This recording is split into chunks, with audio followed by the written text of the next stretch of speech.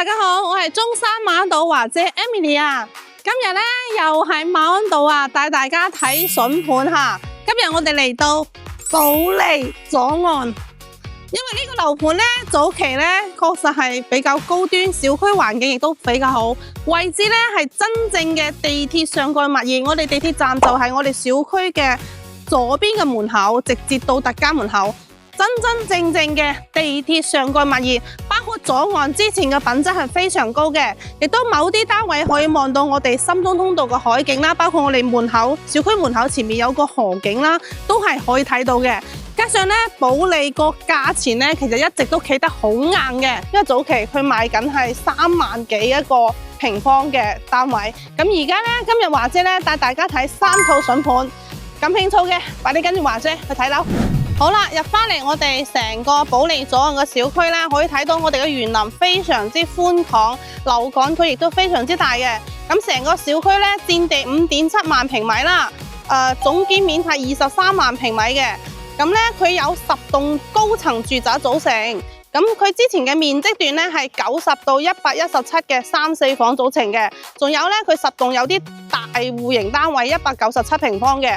咁呢個小區咧，其實佢成個園林咧真係好闊啦，佔地好大，先起得10棟樓。包括個小區園林咧，嗰邊係有個泳池啦，包括我哋小區嘅一個跑道啦，所以入到嚟咧係舒適感非常之高嘅。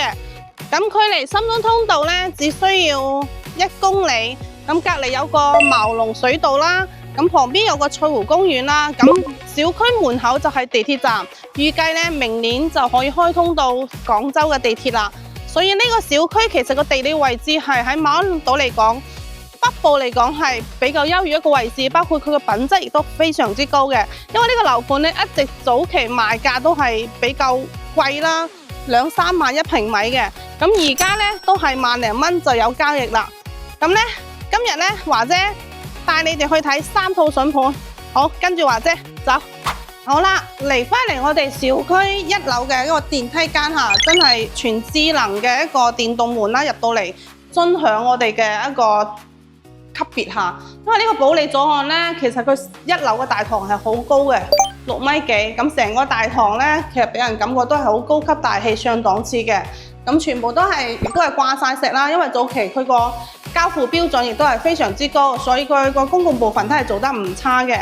咁跟住華姐上去，我哋睇睇呢套筍盤。好啦，嚟到我哋今日嘅第一個筍盤嚇，117平方嘅，一入嚟有個入戶花園啦，入戶花園咧嗰個景觀亦都好靚，可以望到小區園林。雖然呢個單位咧係低樓層下，但係佢係南北對流雙陽台嘅。一入到嚟咧，其實呢個係交付標準啦，開發商已經做好一個鞋櫃啦，加上我哋全部都係一個指紋鎖嘅實木門嚇。咁入到嚟咧，我哋第一個房間，呢個房間咧係一半贈送面積嘅，即係你可以打通做成一個房啊，只計一半面積。咁入翻嚟咧就係我哋南北對流一個廳啦。我哋南面一個陽台咧，就係可以望到小區嘅園景啦。因為呢棟單位喺我哋中心園林中間，所以佢係比較安靜嘅。咁對於要求比較安靜啊，或者係唔想咁高嘅樓層，亦都係呢個單位好舒適啦。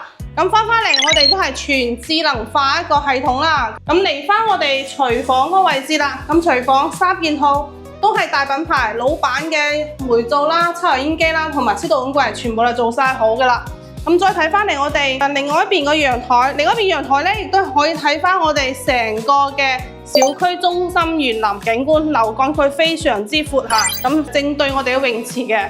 咁再睇翻我哋嘅房間啦，咁裡面係有3個房間，咁一入嚟有個公共衛生間，呢個公共衛生間咧佢係做到乾濕分離嘅，咁洗手盆都係設置咗出邊，咁啊非常之實用，淋浴間啊潔具全部有晒啦。咁睇翻第一個房間，第一個房間咧亦都係向我哋小區園景嘅，光線亦都 OK 啦。咁第二個房間亦都係睇翻我哋嘅園景啦，方方正正嘅。咁嚟翻我哋主人房，主人房其實都係好大喎，空間2米床係冇問題嘅。咁再睇翻啦，前面咧亦都可以望翻我哋嘅小區園景，同埋裡面咧係有個洗手間嗰個位置，亦都係做好晒啦。咁呢套單位咧，亦都係全新未住過嚇，一日都未住過。咁而家業主咧國外出售，只需要1萬多就可以攞低呢個保利左岸地鐵上蓋物業嘅一個4房單位。如果你想過嚟享受生活或者度假，呢個單位我覺得亦都係非常之 OK 啦。咁感興趣呢，亦都可以約華姐去傾傾。好啦，第二個筍盤保利左岸嘅海景單位嚇，呢個單位呢係100平方嘅，可以先睇我哋嘅景觀先。睇完你會流口水嚇，哇，超級靚啊！純海景，深中通道嘅海景，前面茅龍水道、河景、海景同埋遠處嘅景觀都睇到啦。對面就係深圳嚇前海，所以咧呢套單位咧其實最大嘅亮點就係海景啦，同埋我哋係3房單位100平嘅。睇翻啦我哋個廚房嘅位置先，廚房咧係井字形嘅一個設計啦，其實實用都係非常之 OK。廚房隨件3件套，老闆嘅大品牌都幫你配備好啦。咁睇翻你哋房間先，裡面係有3個房間嘅，因為100平方嘛。咁入嚟咧就係我哋嘅洗手間個位置，潔具馬桶都準備好啦。咁呢間房咧，我哋係當時係唔計面積嘅，呢個位置係要打通嘅，變成一間房，唔計入產權面積嘅。咁嚟翻我哋景觀咧，亦都係可以睇翻出邊有啲景嘅。咁再睇翻我哋另一個房間，另一個房間咧亦都可以係睇到海景嘅。佢呢個房間係有2個房間係可以睇到海景單位啦。咁主人房咧亦都係套房啦，咁入嚟洗手間，咁再過嚟就係我哋嘅一個海景嘅單位。其實呢個單位咧，我睇到我都非常中意嚇，深中通道嘅一個海景啦。可以睇到我哋深中通道啦，因為馬鞍島咧其實佢係海島啊嘛，所以佢海景單位係非常之有價值，包括佢部分先可以睇到海景。所以呢個單位咧亦都係1日都未住過，全新嚇。咁業主咧3萬蚊買翻嚟嘅，而家15000幾就可以有交易，打個5折啦。感興趣嘅快啲約華姐睇樓。第3個筍盤，哇，大平層單位，3面環海嚇，193平嘅。先嚟睇睇我哋景觀先，真係超級正啊！哇，睇睇深中通道嘅海景啦，前面茅龍水道河景啦，再包括我哋左手邊嘅一個翠湖公園嘅湖景啦，3面景觀嚇，非常之靚。呢套咧係我哋馬鞍島左岸一套單位，咁成個陽台咧亦都成8米闊嘅，非常之大氣啊！入翻嚟成個廳先。成個廳最大嘅亮點係3面都係落地玻璃，每一個落地玻璃都係每一個海景嘅景觀都係唔一樣，真係靚到絕啦嚇！呢個單位咧193平嘅，再睇翻我哋另一個落地玻璃，亦都可以睇翻我哋嘅海景。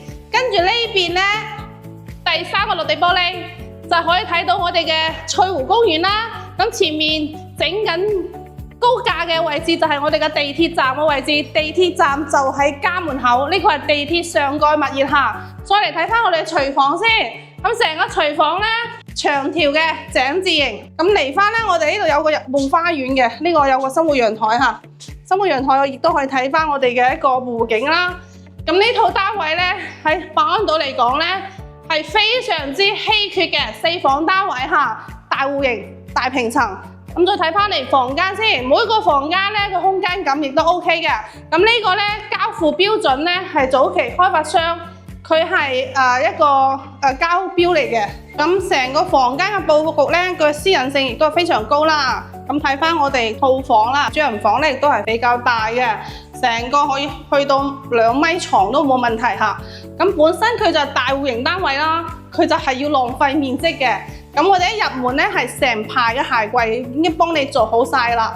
咁呢個單位咧其實係佢已經係自帶咗中央冷氣嘅，就可以係配家私就可以入住啦。因為呢個已經係有咗係冷氣㗎。咁啊全智能化啦，其實早期佢賣到好貴，4萬幾1平方嘅。咁而家只需要2萬幾蚊就可以攞低，即係400幾個。咁而家基本上係打咗個5折。咁呢啲海景單位咧，喺我哋馬鞍島咧，真係比較稀缺嘅，買一套少一套咯。呢個業主咧，亦都係全新都未住過，1日都未住過。對呢個大戶型海景單位感興趣嘅，可以約華姐睇睇樓，傾傾價。好啦，今日咧睇完3套筍盤，有冇心動嘅？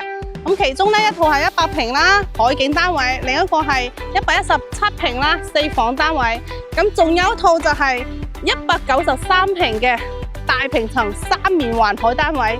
咁呢個小區呢，你問華姐有咩缺點？我覺得真係講唔出咩缺點啦，因為無論係地段啦、小區環境啦，加上佢品質呢，就相對比較高。佢唯一嘅缺點呢，就係早期開發嘅個實用率，即係相對於而家嘅新盤嚟講，個實用率係相對係低啲嘅。咁其他真係冇咩缺點啦。咁你話喺馬鞍島喺呢個北部嘅中心位置啦，左邊就係翠湖公園啦，右邊就新豐通道。咁佢前面就係一個茅龍水道一個河景啦。咁地鐵上個物業真係真正係家門口嘅，所以呢，綜合考慮翻呢，其實呢個樓盤呢都係值得入手嘅。加上而家真係5折喺度賣緊，感興趣嘅可以快啲約華姐或者 call 華姐去睇樓，價錢仲可以傾傾㗎。